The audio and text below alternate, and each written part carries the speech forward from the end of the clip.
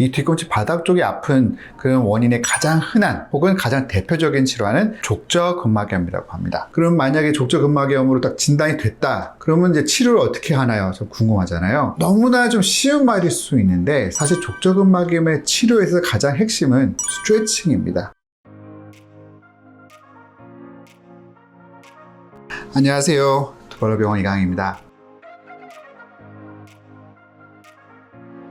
보통 이제 우리가 뒤꿈치가 아프다라고 하면 일단 뒤꿈치가 어디인지를 우선 살펴봐야 되는데, 발 모양을 보게 되면 여기서부터 이 주위가 다 이제 뒤꿈치라고 이제 얘기를 하죠. 그래서 이쪽 부분은 보통 이제 우리 아킬레스건이 붙는 자리라고 해서 이제 아킬레스건 부착부건염이라고 있고요. 대부분 다 뒤꿈치는 바닥 쪽을 얘기를 많이 하기 때문에 이 뒤꿈치 바닥 쪽이 아픈 그런 원인의 가장 흔한 혹은 가장 대표적인 질환은 족저근막염이라고 합니다. 족저근막염 많이 들어들 보셨을 텐데요. 이 족저근막이라고 하는 게 뭐냐면 발바닥이 있으면 이 발바닥 아치를 유지하게끔 해주는 하나의 근육막이에요. 일종의 이제 인대 같은 건데, 이게 만약에 어떤 이유에 의해서 탈이 났다, 소위 염증이 생겼다 그러면 통증을 유발합니다. 보통 족저근막 자체는 뒤꿈치부터 해갖고 이 앞꿈치까지 쭉 연결되어 있는데, 이게 뭐 앞꿈치도 아플 수도 있고 중간 부분, 아치 부분에서 아플 수도 있는데, 대부분의 족저근막염은 이 뒤꿈치 붙는 요 자리에 염증이 많이들 생깁니다. 보통 이제 족저근막염이 있다라고 하면 그 증상이 보통 어떻게 되냐면, 주무시다가 아침에 일어나서 첫발 디딜 때 있죠.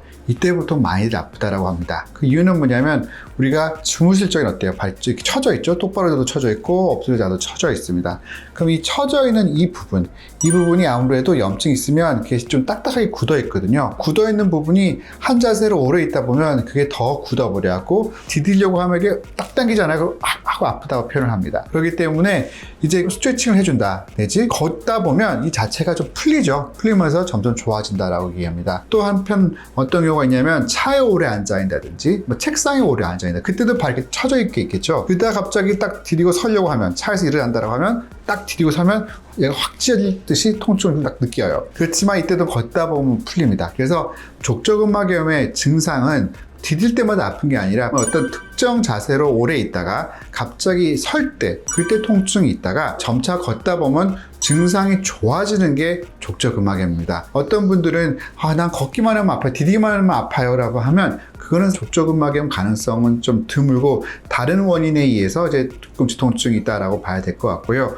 그렇지만 걷는다라고 해서 풀린다 하잖아요. 하지만 또 무리하게 또 많이 걷는다, 뭐 30분, 1시간 이상 걷게 되면 다시 또 아파오는 게 족저근막염의 특징입니다. 그럼 족저근막염을 이제 내가 좀 의심이 된다라고 해서 병원을 가잖아요. 그럼 의사 선생님들은 제일 처음에 뭘 보냐면 일단 진찰을 해봅니다. 그래서 정말 여기 아픈지 확인을 합니다. 만져서 본다든지 뭐 부은 건 없는지 다 보고 나서 그 다음에 가장 기본적으로 보는 거는 일단 엑스레이예요. 엑스레이 찍어서 혹시나 이 골격 뼈 자체가 뭐 잘못된 건 없는가 본 다음에 그 다음에는 우리가 초음파라고 하는 검사를 해서 봅니다. 그럼 초음파를 하는 이유는 뭐냐면, 초음파 검사는 엑스레이 검사와 달리 족저근막이라고 하는 게 지금 어떻게 되어 있는지를 눈으로 실시간으로 볼 수가 있는 겁니다. 일반적으로 족저근막이라고 하는 거는 그 두께가 보통 한 3, 4mm로 되게 얇아야 돼요. 이게 염증이 생겨버리면 그 해당 부위에 그 족저근막이 두꺼워집니다. 5mm, 뭐 7mm, 8mm에서 싹 두꺼워져요. 그러면 그 두꺼운 것을 보고 우리가 족저근막염이다 라고 진단을 합니다. 그럼 만약에 족저근막염으로 딱 진단이 됐다, 그러면 이제 치료를 어떻게 하나요? 좀 궁금하잖아요. 너무나 좀 쉬운 말일 수 있는데 사실 족저근막염의 치료에서 가장 핵심은 스트레칭입니다. 스트레칭이라고 하는 게 뭐 손발 다 스트레칭 하라는 게 아니라, 이 발을 스트레칭을 하되 발을 어디를 스트레칭 해야 되느냐, 종아리를 스트레칭 해야 돼요. 이 발 뒤쪽부터 해갖고 이 종아리에서 아킬레스건, 그다음에 발바닥 있잖아요. 이게 다 하나라고 생각하시면 됩니다. 그래서 종아리 자체를 스트레칭 해주게 되면 이 발바닥부터 종아리 뒤에까지 다 스트레칭이 되게 됩니다. 그러면 아까 말씀드렸다시피 이제 염증이 있어서 두꺼워졌던 조직이 아무래도 탄력을 잃어서 그게 딱딱해져 있다 보면 그게 아픈 건데, 그래서 자꾸 스트레칭을 해주다 보면 그 자체가 풀립니다. 그러면 이제 저한테 많은 이제 분들께서 이런 얘기해요. 나 좀 스트레칭 좀 해보니까 별로 낫지 않던데요 하고 여쭤봅니다. 그러면 제가 자세히 여쭤봐요. 그 스트레칭 얼마나 하셨어요? 하면 생각날 때 한 번씩 했어요 하면 제가 꼭 얘기를 해요. 과연 그 생각날 때마다 한번 하면 초시계 켜놓고 몇 분이나 하는지 보시라고. 일단 의학적 의미로서의 스트레칭을 하려고 하면 제가 하루에 한 최소 10분 이상 하라고 합니다. 근데 이 단순한 동작은 10분 한다면 결코 쉽지가 않거든요. 그래서 제가 제일 쉬운 방법으로는, 우리가 아무리 바빠도 잠은 자고 식사는 하지 않습니까? 그럼 식사 전이나 식사 후로 한 번씩 이제 한 2, 3분 스트레칭 하는 겁니다.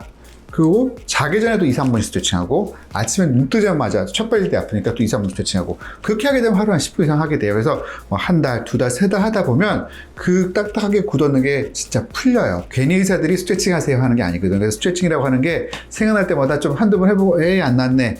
병원 가니까 뭐 스트레칭 하라는 것밖에 없고 뭐 아무것도 없어. 그게 아니라 진짜 열심히 해보시면 다 효과가 있습니다. 그게 다 근거가 있는 얘기거든요. 뭐 요즘에 족저근막염과 관련돼서 이 스트레칭 외에도 이런 안 되면 체충격파라고 하는 대고가의 아픈 치료도 받아야 될 수도 있고 심지어 뭐 수술까지 가야 될 수도 있는데 어떻게 보면 제일 쉬운 게 스트레칭이거든요. 그래서 스트레칭 열심히 해주다 보면 분명히 좋은 결과를 기대할 수 있다. 이렇게 말씀 좀 드리고 싶습니다. 그러면 이제 그럼 뒤꿈치 통증이 있는데 이게 그러면 족저근막염만 있느냐 감별할 것만 없느냐 궁금하죠? 사실 족저근막염만 있는 건 아닙니다. 아까 제일 기본적으로 XH가 본다고 했잖아요. 이 XH가 서 뒤꿈치뼈에 피로골절이라고 해서 실금이 살짝 가는 그런 경우들도 있고요. 그리고 족저근막 자체의 염증뿐만 아니라 이 족저근막 자체에 어떤 혹이 있는 경우가 있어요. 이걸 갖고 우리가 족저근막의 섬유종이라고 그러는데 초음파를 해서 보게 되면 알맹이 같은 게 다 보이는 게 있습니다. 그럼 그 알맹이 같은 게 이제 딱 진단이 되잖아요. 그럼 이런 경우에 있어서는 주사 치료를 한다든지 해서 좀 좋아질 수도 있고 만약에 이런저런 걸 했는데도 안 나으면 알맹이 부분을 제거하는 수술을 받아도 또 훨씬 만족하는 그런 결과를 기대할 수도 있습니다. 그리고 이제 많은 병원들에서 족저근막염이 있다라고 하면 환자분들이 빨리 낫기를 원하거든요. 특히 우리나라 사람들은 좀 약간 성격이 다 급하지 않습니까? 병원 와서 뭔가 뚝딱 하고 낫기를 바라는 게 있는데 그러다 보면 제일 손쉬운 거는 주사예요. 근데 주사가 어떻게 보면 상당히 효과가 있을 수가 있는데 이게 족저근막에 주사를 놓는다는 게 되게 조심스러운 게 저 같은 경우는 족저근막 주사를 놓는다 하더라도 이게 만약 초음파를 보면서 그 주사 바늘이 어디 타겟팅 된지 딱 보면서 주사를 해야 되는데 그게 잘못 주사를 놓게 되면 그 자체가 파열 유발할 수가 있습니다. 그래서 되게 조심해야 돼요. 그래서 만약에 내가 뒤꿈치가 또 너무 아프다. 그래서 빨리 급해서 좀 주사를 맞아야겠다 싶으면 꼭 그 의사 선생님이 이렇게 좀 초음파를 보고 주사를 해줄 수 있는지 여쭤보고 좀 주사를 맞았으면 좋겠고요. 그리고 요즘에 이제 날씨가 참 좋습니다. 우리 러닝 많이 하잖아요. 이제 정말 열심히 다들 이제 뛰는데 무리하게 뛰다 보잖아요. 그러면 환자분들이 저한테 얘기하면서 와요. 딱 뛰는 순간에 갑자기 발바닥 탁 찢어지는 듯한 느낌이 들었다. 이게 뭐냐면 과도하게 이렇게 러닝을 하다 보면 이 발바닥 아치가 자꾸 움직이잖아요. 그러다 보니까 이 족저근막이 찢어지는 겁니다. 이런 주사를 잘못 맞아서 찢어진다든지 아니면 러닝을 한다든지 찢어져서 온다든지 무슨 이유였든 간에 이 족저근막은 한번 찢어지면요. 치료가 너무 어렵습니다. 힘줄 인대 보통 찢었다 하면 뭐 수술해서 꼬매면 되는데 이 족저근막은 사실 꼬매서 되지가 않아요. 생각보다 잘 꼬매기도 어렵고요. 그래서 통증도 되게 오래 갑니다. 제가 보통 보면 환자분들 증상을 호소하는 게 대략 짧게는 6개월, 길게는 한 2년까지 호소하는 것 같아요. 그래서 너무너무 고생을 많이 하는 걸 봤기 때문에 이걸 결국 예방하려면 어떻게 해야 돼요? 러닝하기 전에 충분히 준비 운동, 즉 스트레칭을 많이 해야 그걸 말랑말랑하게끔 해야지. 이게 결국엔 무리하게 오늘 나 뛰어볼까 해서 러닝 크루랑 같이 확 뛰다가 팍 하고 찢어질 수 있으니까 꼭 좀 조심해야 된다. 라고 좀 말씀을 좀 드리고 싶습니다. 이외에도 뭐 드물긴 한데 이 발바닥 쪽에 어떤 종양이 있는 경우도 있고요. 또 하나는 이제 중년의 여성분들 이제 점점 폐경에 가까이 온다든지 이제 폐경 이후에 그렇게 되면 아무래도 그 전반적인 호르몬 밸런스가 이제 떨어지죠. 그러면서 우리가 얼굴이 주름도 생기고 얼굴에 막 살도 빠지잖아요. 마찬가지입니다. 이 발바닥 지방 부분도 결국에는 자꾸 위축이 돼요.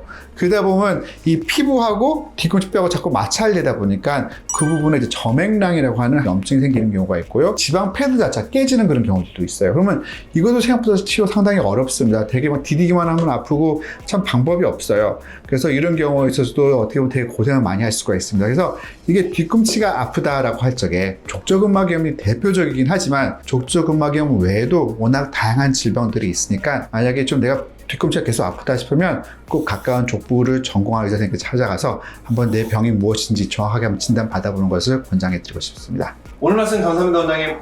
두발로병원 이강희였습니다. 감사합니다.